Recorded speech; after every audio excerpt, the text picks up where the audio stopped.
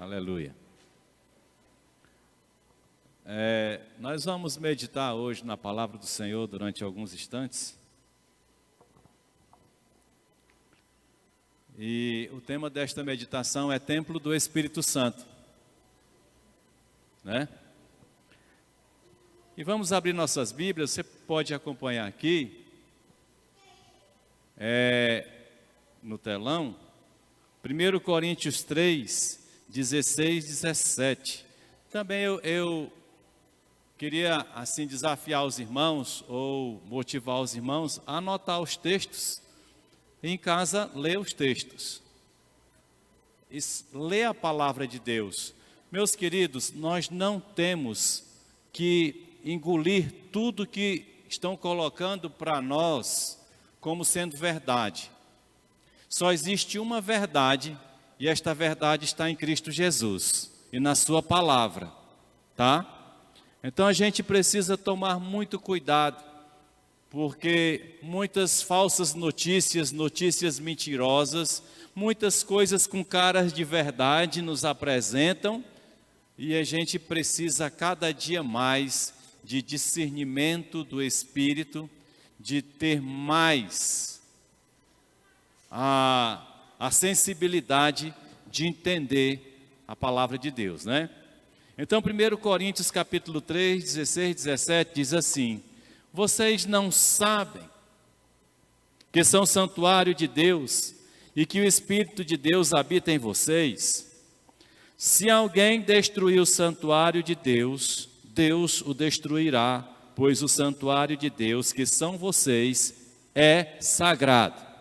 Você pode dizer para a pessoa que está do seu lado, mesmo distante, né, com máscara aí, nós estamos ainda, vai dizer: você é sagrado. Você é uma pessoa sagrada. E olha o que o texto está dizendo. Presta bem atenção para você não ter medo de Satanás, por favor.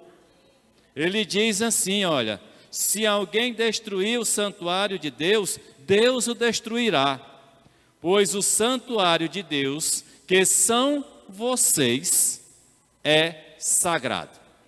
Então, o diabo nunca vai poder tocar o que pertence ao Senhor.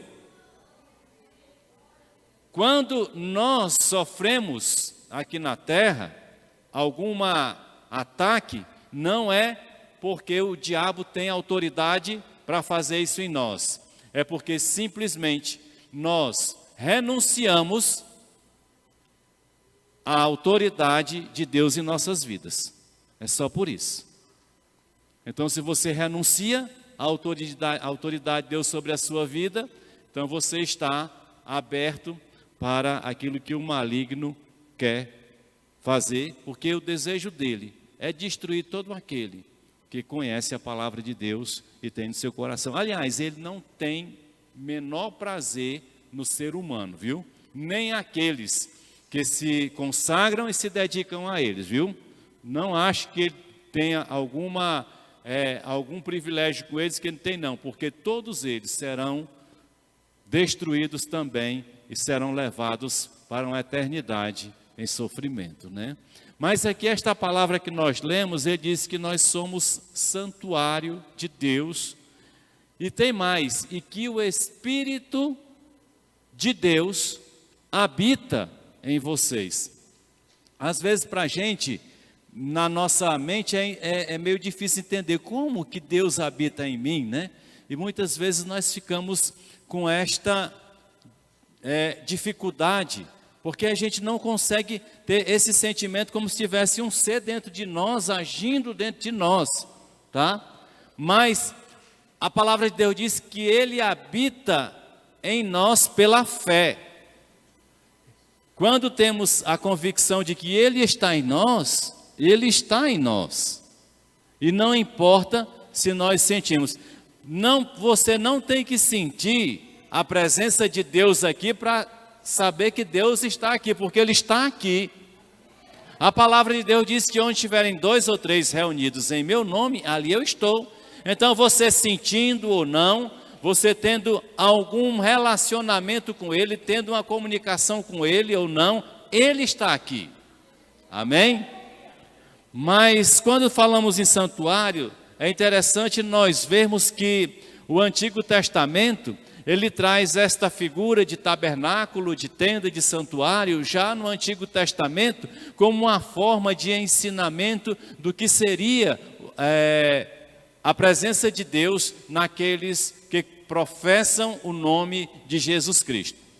Então, quando você lê em Êxodo 26, 31 e 33, diz assim, Êxodo 26, 31 e 33, faça um véu de linho fino, trançado e de fios de tecido azul, roxo e vermelho, e mande bordar nele querubins. 33, pendure o véu pelos colchetes e coloque atrás do véu a arca da aliança. O véu separará o lugar santo do lugar santíssimo. Está falando aqui do tabernáculo que estava sendo idealizado, projetado naquele momento ali, e Deus dando as orientações a Moisés para levantar. O tabernáculo é exatamente uma denominação dada ao local onde a arca da aliança era guardada, era protegida. A arca da aliança significava dizer que a presença de Deus estava naquele lugar. Era algo materializado, mas era real para aquela época. Era de uma dimensão um pouco menor do que é hoje, porque ali era um reflexo, eram sombras das coisas futuras do que acontece no dia de hoje. Então ali o tabernáculo era assim, para guardar a arca da aliança, assim também como os outros artefatos sagrados, de acordo com o que a Bíblia nos relata, né? O tabernáculo era entendido como uma espécie de santuário portátil, tá? O tabernáculo, ele se movia de acordo com o que o povo movia. Aliás, o povo se movia de acordo com o que o tabernáculo se movia. Quando era para levantar as tendas, quando era para levantar acampamento, o tabernáculo era desmontado e seguia viagem, tá? E assim as tribos seguiam. Ou seja, sempre o povo seguia o tabernáculo, porque no tabernáculo havia a presença de Deus, certo? Então, a palavra, também o tabernáculo servia como um espaço de comunicação entre Deus e os homens. Era ali no tabernáculo que se recebia a palavra de Deus e passava para os homens. E era no tabernáculo que levava o pecado, a culpa dos homens, à presença de Deus, né? E a palavra, ela veio de origem latina, que quer dizer tenda, barraca ou cabana. Era isso que significava. E Hebreus vai também nos dar um conhecimento a respeito do que foi lá atrás e o significado espiritual deste tabernáculo. Porque em Hebreus 9, 1 a 4, diz assim, ora, a primeira aliança tinha regras para adoração, também um tabernáculo terreno. Preste que está em Hebreus, preste bem atenção que está em Hebreus. Primeira aliança, regras para adoração, também um tabernáculo terreno. Foi levantado um tabernáculo na parte da frente, chamada Lugar Santo. Lemos lá em Êxodo, não foi? Estavam o candelabro, a mesa e os pães da presença. Por trás do segundo véu, havia a parte chamada Santo dos Santos. Era o lugar santíssimo, onde Deus se manifestava. Estava a arca, né? Estava a arca, estava as tábuas da lei, estava o pão e o maná, né? E a vara de Arão. Onde se encontrava, aqui ele diz, né? O altar de ouro para o incenso e a arca da aliança, totalmente revestido de ouro. Nesta arca estavam vasos de ouro contendo o maná, a vara de Arão que floresceu e as tábuas da aliança, certo? Mas continuando no mesmo capítulo, quando você vai ao versículo 8, aí vamos entendendo o mistério de Deus no Antigo Testamento e trazendo para esta realidade que nós vivemos. Quando diz assim, dessa forma, o Espírito Santo estava mostrando que ainda não havia sido manifestado o caminho para o Santo dos Santos, enquanto ainda permanecia o primeiro tabernáculo. Enquanto houvesse a existência do primeiro tabernáculo, este caminho não teria sido iluminado para nós. É o que Hebreus está trazendo de revelação para nós.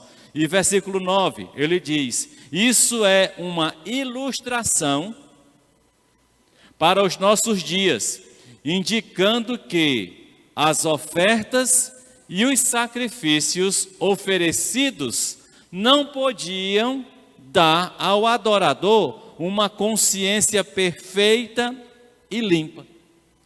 Então, para eles no Antigo Testamento, não havia como ter uma profundidade espiritual. Por isso que havia muito desvio, por isso que eles iam por outros caminhos, por isso que eles facilmente ouviam outras coisas e seguiam. Por isso que eles eram capazes de adorar outros ídolos, porque não tinha profundidade no conhecimento de Deus.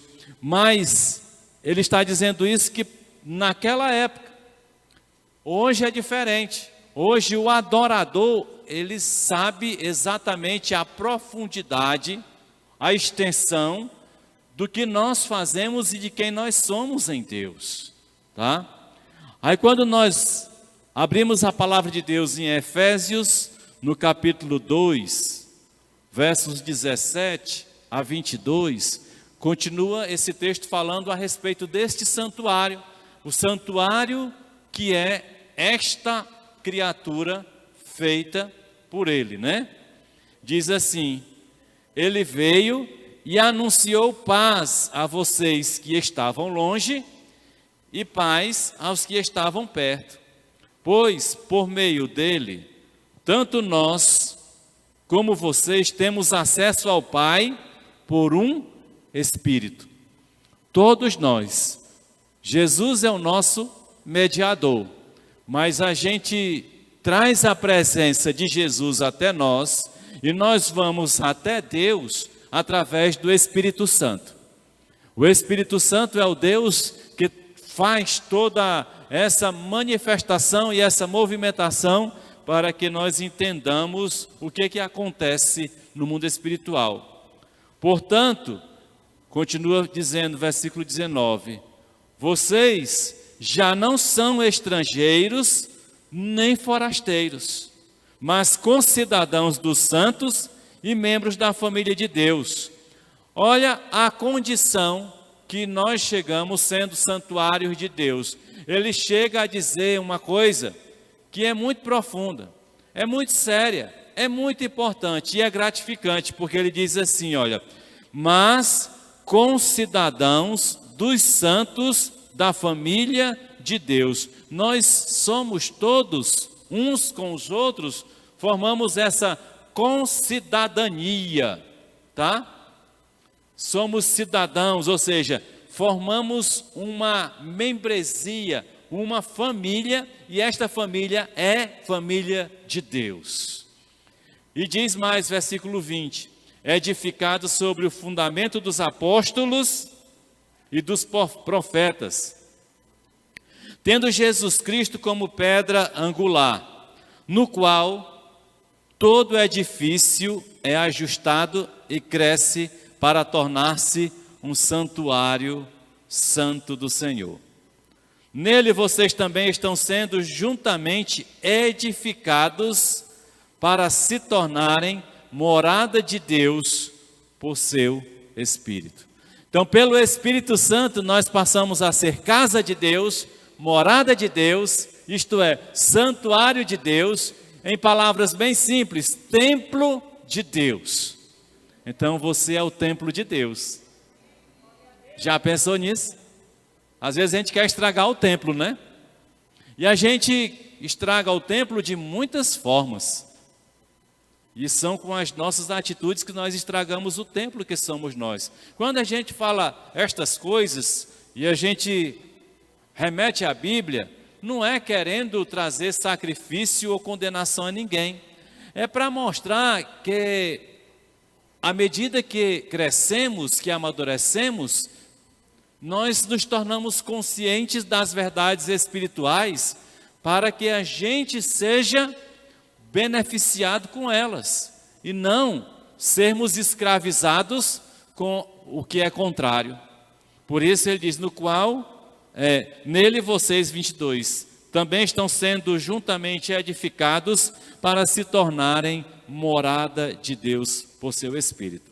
Aí então, voltando a 1 Coríntios, capítulo 6, verso 13, aí ele traz uma recomendação já muito importante para nós que somos este santuário de Deus.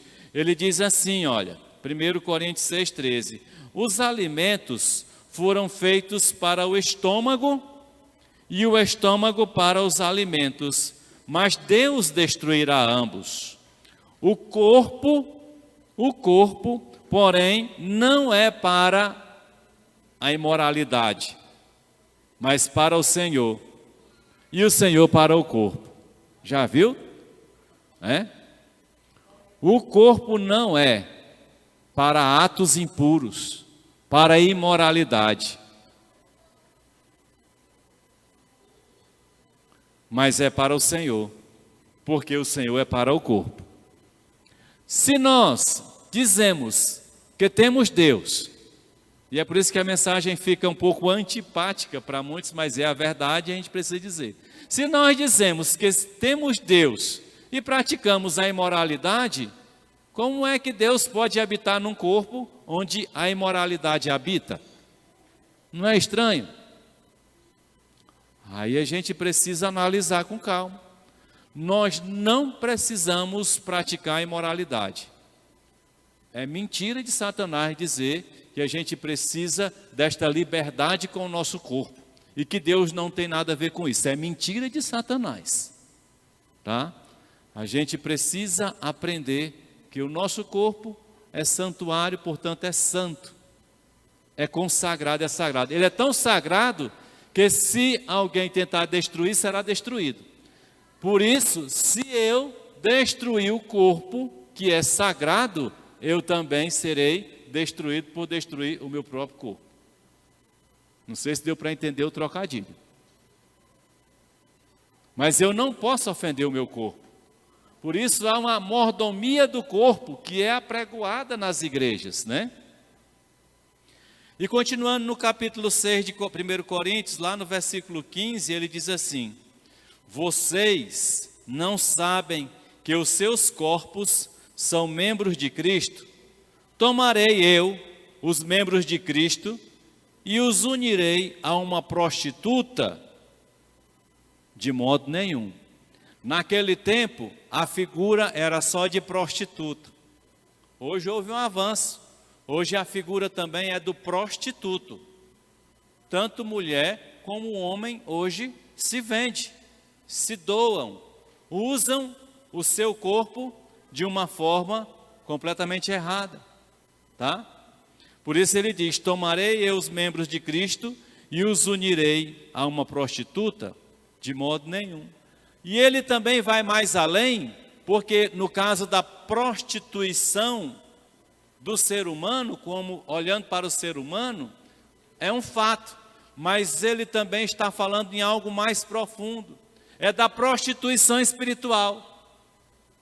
Se você acredita em Jesus Cristo, por que é que você vai matar um bode para poder resolver o teu problema? Por que é que muitas vezes a gente tem em casa alguma coisinha que a gente diz aqui, isso aqui ninguém mexe, porque isso aqui é santo? Por que é que se você receber um negócio desse aqui, você vai atribuir mais poder a isso aqui do que a presença de Deus? Ah, por que você usa o óleo? Eu digo, eu uso o óleo não porque o óleo resolve o problema. É porque a Bíblia diz, chame os presbíteros e unja o óleo. Só por isso.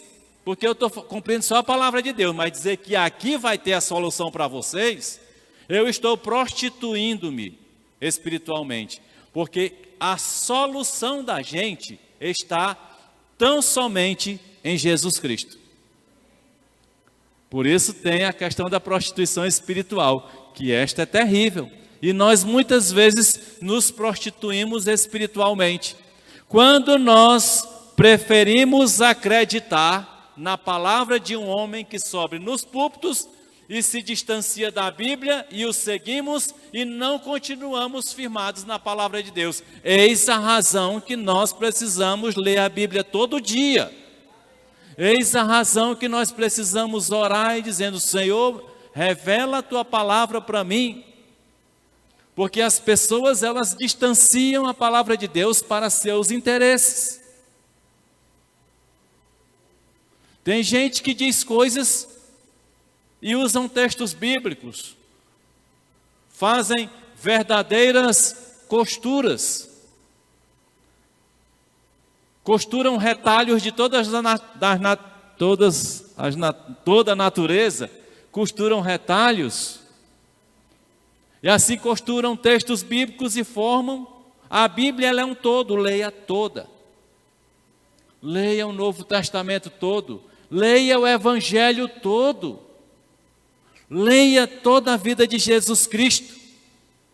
Às vezes nós pegamos um versículo e não lemos todo o texto, e nós prostituímos-nos assim. Precisamos ter o devido cuidado. E ele usa a figura da prostituta porque a prostituta se vende. Eu quero dizer uma coisa para vocês. Eu aprendi a valorizar e respeitar uma prostituta. Porque eu trabalhei numa casa de recuperação de prostituta por muito tempo. E vi tanto sofrimento na vida daquelas pessoas que não usam o seu próprio corpo, à base da palavra de Deus, se entregando para vender, até muitas vezes para manter a sua vida, né? E às vezes a gente só aponta, eu não aponto ninguém. Aqui é o texto está falando, mas o texto está falando de uma forma para entendermos esta verdade. Porque antes da gente apontar para uma pessoa, a gente deve ajudá-la e sempre ajudá-la e esquecer de apontar, porque não foi para isso que nós somos chamados, né? Aí, quando você segue o texto, a partir do versículo 16 diz: vocês não sabem, está falando para o santuário, que aquele que se une a uma prostituta é um corpo com ela. Ou que se une a um prostituto, né? É um corpo. Por isso que lá em Gênesis, quando diz: e o homem deixará pai e mãe e unir-se à sua mulher, serão uma só carne, ali foi a instituição chamada casamento. Casamento é um pacto, é uma aliança.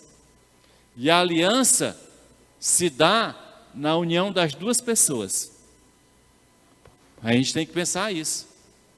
Quando a gente pensa isso, a gente pensa 2, 3, 4, 5 vezes antes de fazer algo que contraria a palavra de Deus. Às vezes a gente pode ter o sentimento, mas como estamos cheios da palavra de Deus, a palavra de Deus sobressai em nós e evitamos a concretização de um erro. Vocês não sabem que aquele que se une a uma prostituta é um corpo com ela? Pois como está escrito, os dois serão uma só carne. Mas aquele que se une ao Senhor é um espírito com Ele. Coloca aí na tua Bíblia, né? Você marca, bota aí, pega uma canetinha, grifa, bote ali. Mas aquele que se une ao Senhor é um espírito com Ele. E quando você se une com Jesus Cristo, quando você se une à Trindade, ao Senhor nosso Deus, você é um com Ele. Isso quer dizer o quê? Que nada, não é que você não vai ter tribulações, mas nada será instrumento de afetação da sua vida. Você não será afetado. Quando a gente vê um crente se maldizendo, reclamando, murmurando, é porque eles não têm a percepção ainda, ou a profundidade do que esse versículo 17 está nos dizendo. Mas ele está nos dizendo que quando nós nos unimos ao Senhor, nós nos casamos com Ele. É o mesmo sentido. E passamos a partilhar ou compartilhar da mesma coisa. Por isso ele continua dizendo, versículo 18: fujam da imoralidade sexual. Todos os outros pecados que alguém comete fora do corpo os comete.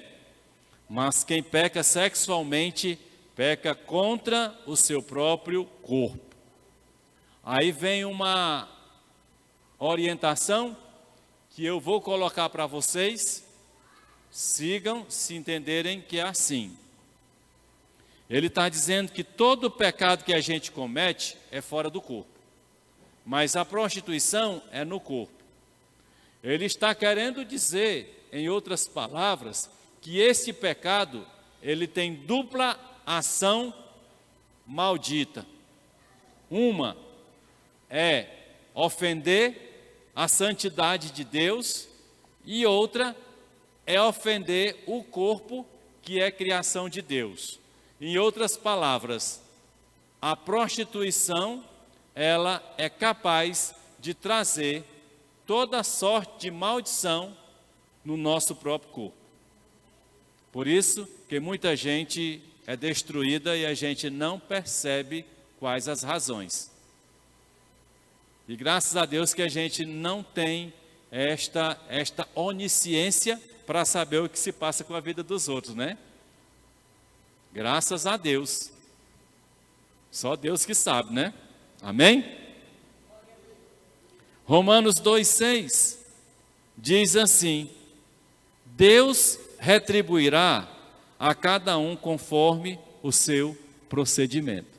Esta também é uma afirmação para nós que somos santuários. Para nós que somos templo do Espírito Santo. O templo do Espírito Santo tem a obrigação de trazer a existência de Deus para ele e irradiar através dele, para alcançar. Quando nós cometemos as coisas erradas, nós teremos uma causa e um efeito, nós receberemos por aquela nossa atitude. Eu não estou querendo dizer que as pessoas, quando estão passando um momento difícil, é porque ela pecou. Eu não tenho esse direito de dizer. Mas, em muitos casos, e não dá para a gente definir quem, por isso não é bom a gente fazer isso, porque muitas pessoas sofrem as consequências dos seus procedimentos que não agradam a Deus, mesmo sendo filho de Deus. Porque mesmo sendo filho de Deus, tem coisas que a gente faz que não agrada a Deus, né? Ele sendo nosso pai. Porque para quem é pai e mãe, os nossos filhos não fazem coisas que a gente não gosta? Não deixa de ser nosso filho. Não é? Entendeu? Aí ele continua, 1 Coríntios 3, 11 e 15. Estamos chegando ao final. Porque ninguém pode colocar outro alicerce além do que já está posto, que é Jesus Cristo. Se alguém constrói sobre esse alicerce usando ouro, prata, pedras preciosas, madeira, feno ou palha, sua obra será mostrada, porque o dia a trará a luz, pois será revelada pelo fogo que provará a qualidade da obra de cada um. Se o que alguém construiu permanecer, esse receberá a recompensa.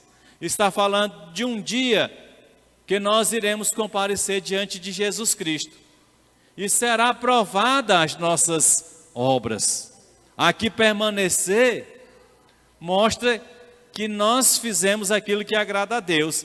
Mas tem muitas obras que a gente comete ainda por infantilidade, por imaturidade, que elas não permanecerão, porque elas não agradam a Deus. Versículo 15. Se o que alguém construiu se queimar, esse sofrerá prejuízo. Contudo, será salvo, como alguém que escapa através do fogo. Então, se você tem realmente entregado a sua vida para Jesus Cristo, tem fé, então você é salvo. Está aqui na palavra. Mas você terá consequências no seu dia a dia, nas suas atitudes erradas. Irá apanhar muito. Por isso a gente precisa abrir os olhos e conhecer a palavra. E quando chegar na eternidade, nós teremos aí demonstrado também o que aconteceu. Que para nós é melhor subir, viu? Mesmo que você chegar lá, o pessoal dizer, rapaz, não sabia que tu fazia essas coisas todas erradas não, viu? Tu era tão santinho, né, na frente dos outros. Mesmo assim, ainda é melhor subir, viu? Para encerrar, 1 Coríntios 6, 19 a 20.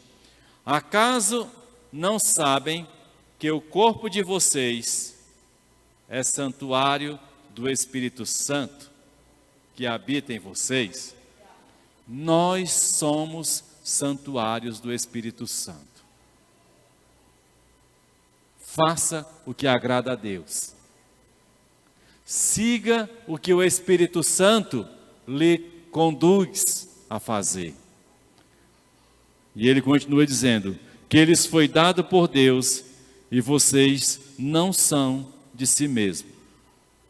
E o versículo 20 diz: vocês foram comprados por alto preço. Portanto, glorifiquem a Deus com o corpo de vocês. Então, esse corpo, que às vezes a gente quer exibir, que a gente quer encher de coisas, né? Que a gente quer fazer... Não estou aqui querendo condenar ninguém, nem Deus me livre de qualquer coisa desse jeito. Mas já fizeram uma proposta, rapaz, Laércio, hoje tem implante de cabelo. Fica legal, rapaz, fica bonito. Eu digo, deixa assim, eu não preciso fazer nada para atrair quem quer que seja. O que eu preciso é ter uma vida de santidade para atrair quem realmente merece ser atraído, que é Jesus Cristo. Eu não preciso mais atrair minha mulher, porque ela já é minha, já está no papel, não tem mais, a escritura já está feita, acabou-se. Então, é lógico que eu não sou tão relaxado, mas a gente, por causa dela, viu? Mas a gente precisa aprender que o nosso comportamento é o que é mais importante para que o nosso Deus se agrade, para que a gente atraia a presença de Deus. Por isso, vocês foram comprados por alto preço. Portanto, glorifiquem a Deus com o corpo de vocês. Amém?